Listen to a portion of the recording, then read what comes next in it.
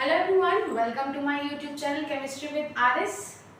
Last video में आपके लिए मैंने लेकर आई थी मेटल एंड नॉन मेटल्स की फिजिकल प्रॉपर्टीज। आज फिर एक न्यू वीडियो के साथ सामने हाजिर हूँ, जहां पर हम पढ़ेंगे केमिकल प्रॉपर्टीज ऑफ मेटल्स।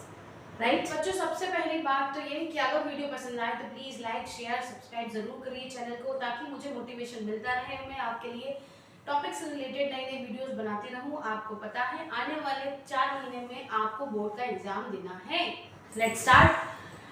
अगर मैं मेटल्स की प्रॉपर्टीज की बात करूं तो सबसे पहली प्रॉपर्टी जो हमने पढ़ना है वो है मेटल की रिएक्शन ऑक्सीजन के साथ। बच्चों, एक बात हमेशा ध्यान रखो कि अगर हम केमिकल प्रॉपर्टीज की बात कर रहे हैं तो केमिकल प्रॉपर्टीज का मतलब ये है कि हम मेटल्स की रिएक्शन किसके साथ करवा रहे हैं, किसी और एलिमेंट के साथ। फॉर एग्जाम्पल जैसे oxygen, for example water molecule के साथ, राइट। या फिर हम मान लीजिए हेलोजन के साथ किसी की रिएक्शन, मेटल की रिएक्शन करवा रहे हैं। तो केमिकल प्रॉपर्टीज में हम बेसिकली पढ़ते हैं मेटल्स की रिएक्शन किसी और मॉलिक्यूल के साथ, किसी और कंपाउंड के साथ। Is that clear? तो आज जो मैं पढ़ा रही हूँ आपको वो है मेटल की रिएक्शन ऑक्सीजन के साथ। अब मेटल जब ऑक्सीजन से रिएक्ट करते हैं तो मेटल्स ऑक्सीजन से रिएक्ट करके क्या बनाते हैं? मेटल ऑक्साइड्स बनाते हैं। So when metals react with oxygen they form metal oxides. बच्चों, ये बात ध्यान रखो कि metals are electropositive in nature.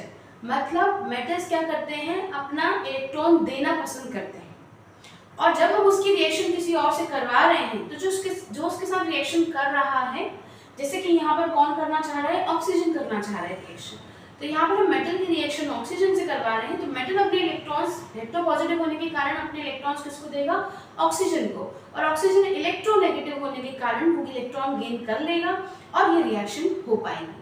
तो एक चीज हमेशा ध्यान रखें, मेटल्स की रिएक्शन अगर हम किसी के साथ करवा रहे हैं तो मेटल्स इलेक्ट्रोपॉजिटिव होते हैं, और इलेक्ट्रोपॉजिटिव होने के कारण वो किसी को इलेक्ट्रॉन देंगे और रिएक्शन तभी करेंगे जब कोई इलेक्ट्रॉन उनसे लेने के लिए रेडी हो। सोडियम की रिएक्शन ऑक्सीजन से कराएंगे तो क्या बन जाएगा? सोडियम ऑक्साइड बन जाएगा। इसी तरह से लिथियम की रिएक्शन हम ऑक्सीजन से करवाएंगे तो बच्चों क्या बनेगा? लिथियम ऑक्साइड बनेगा।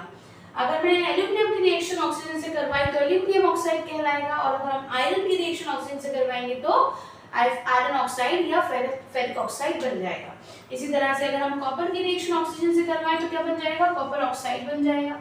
तो आप एक बात ध्यान रखो कि इनके नाम में हमें जो भी हम मेटल ले रहे हैं, हमें सिर्फ ऑक्साइड लिखना है और उसके आगे उस मेटल का नाम लिखना है। तो हम देखकर उस मेटल का नाम, ऑक्साइड का नाम लिख सकते हैं। लाइक, ठीक है बच्चों, तो यह हुआ मेटल ऑक्साइड्स के जनरल एग्जांपल्स। ठीक, अब हम पढ़ेंगे कि मेटल ऑक्साइड्स का नेचर। मेटल ऑक्साइड्स का नेचर क्या होता है, ये कैसे होते हैं, कैसे रिएक्ट करते हैं मेटल ऑक्साइड्स हैं। इनकी अगर हम नेचर की बात करें तो मेटल ऑक्साइड्स बेसिक नेचर के होते हैं। Metal oxides are basic in nature. अब ऐसा क्यों है, मैं ऐसा क्यों कह रही हूँ कि मेटल ऑक्साइड्स बेसिक नेचर के होते हैं? इसका मतलब क्या है? इसका मतलब ये है कि जब उस मेटल ऑक्साइड को हमने वाटर से रिएक्शन करवाई तो वो मेटल ऑक्साइड वाटर से रिएक्ट करके अपना हाइड्रोक्साइड बनाएगा, यानी कि बेस बना लेगा। इसलिए हम इनको बोलेंगे basic. Metal oxides are basic in nature. ठीक है, चलो एक आध एग्जाम्पल मैं आपको देती हूँ। ये जो सोडियम ऑक्साइड बना, इस सोडियम ऑक्साइड को मैंने क्या किया? वाटर से रिएक्शन करवाई। इस सोडियम ऑक्साइड की रिएक्शन किससे करवानी है? वाटर से।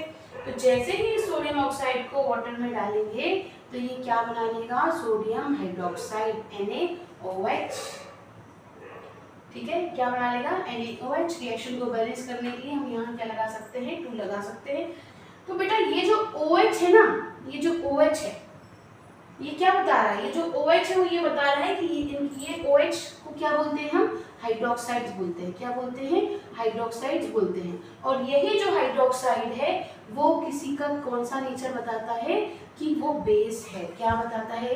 कि जो भी फॉर्मूला हमने बनाया है वो कैसा नेचर का है? बेसिक नेचर का है। समझे? इसलिए मैंने बोला कि मेटल ऑक्साइड्स जो होते हैं जब वाटर में जाते हैं तो वो क्या बना लेंगे? हाइड्रोक्साइड्स बना लेंगे, और इसलिए इनको कहते हैं हम कि ये बेसिक नेचर के होते हैं। समझे? अब लेकिन बेटा क्या सारे के सारे मेटल ऑक्साइड्स बेसिक नेचर के होते हैं? तो ऐसा नहीं है। कुछ मेटल ऑक्साइड्स ऐसे भी होते हैं जो बेसिक के साथ साथ एसिडिक नेचर के भी होते हैं।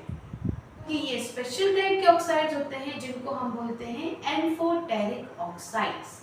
क्या बोलेंगे हम? Amphoteric oxides.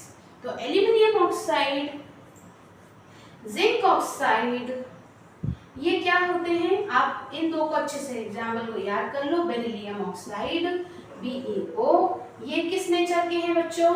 इनको हम कहेंगे amphoteric oxide.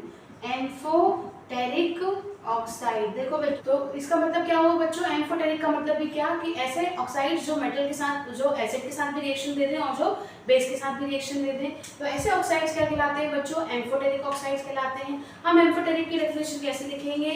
The metal oxides which can react with acid and base also are called amphoteric oxides. और उसका एग्जाम्पल है बच्चों aluminium oxide. Aluminium oxide is the example of amphoteric oxide. ऐसा क्यों बच्चों? क्योंकि एल्यूमिनियम ऑक्साइड जो है, जब हम उसकी रिएक्शन एसिड यानी कि HCl, अब हमने इसकी रिएक्शन एसिड से करवाई, तो ये एसिड के साथ रिएक्ट करके क्या बना लेता है? एल्यूमिनियम क्लोराइड का सॉल्ट बना लेगा। और यही एल्यूमिनियम ऑक्साइड किसके साथ रिएक्शन कर सकता है? NaOH। अभी बताया ना मैंने, NaOH क्या है? बेस है ना, क्योंकि पानी में घुल जाता है इसलिए एल्कली भी बोलते हैं उसको। तो NaOH क्या है? बेस है। तो एल्यूमिनियम ऑक्साइड जब बेस से रिएक्शन करवाई, तो देखो यहाँ पर भी इसने एक मिक्स्ड सॉल्ट दिया है ना। तो जब हम एसिड के साथ रिएक्शन करवाएंगे एल्यूमिनियम ऑक्साइड की, तो एसिड के साथ भी रिएक्शन करके सॉल्ट दे रहा है, और जब हमने उसकी रिएक्शन बेस से करवाई तो उसने बेस के साथ रिएक्शन देके भी सॉल्ट बनाया है।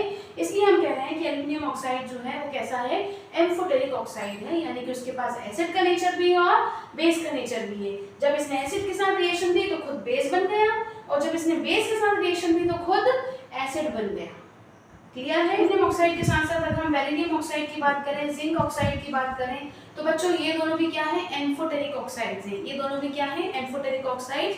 तो अच्छे से याद रखेंगे क्या क्या? Aluminium oxide, zinc oxide and beryllium oxides are amphoteric oxides. ठीक है बच्चों? ठीक है, आगे बढ़ते हैं।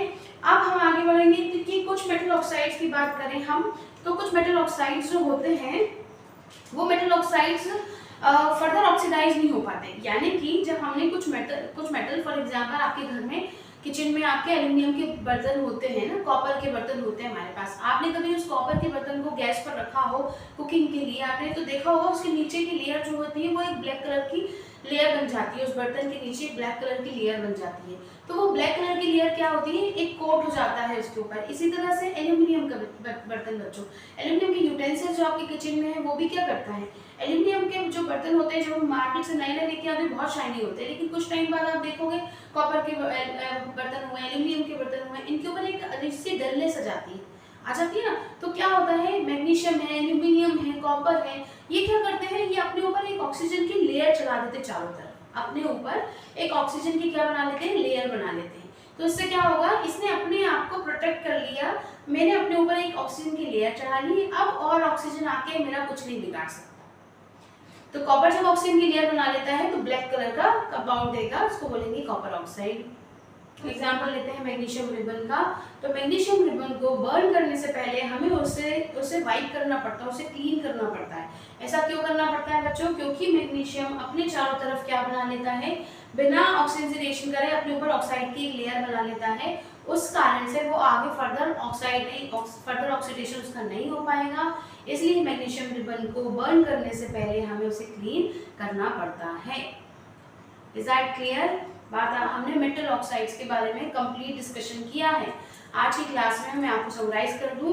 सबसे पहले हमने देखा कि मेटल्स जो हैं वो ऑक्सीजन से रिएक्शन देते हैं।